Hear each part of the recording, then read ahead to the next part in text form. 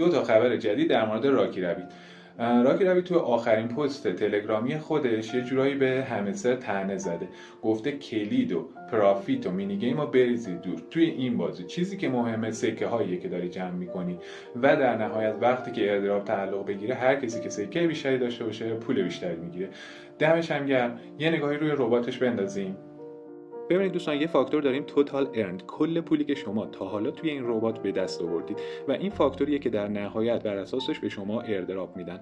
پس پولی ذخیره نکنید، کارتا رو بخرید، بازی رو جلو ببرید و تورنمنت ها رو در واقع یکی پس از دیگری تکمیل کنید. خب و اما خبر دوم، یه گزینه اضافه شده توی قسمت بوست پایین، hourly income limit.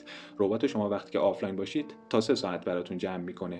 الان این 3 ساعت رو شما میتونید آپگرید کنید، 1 ساعت بهش اضافه کنید. فوق العاده عالیه و شب‌ها هم با خیال راحت گوشی رو بذارید کنار رو بخوابید.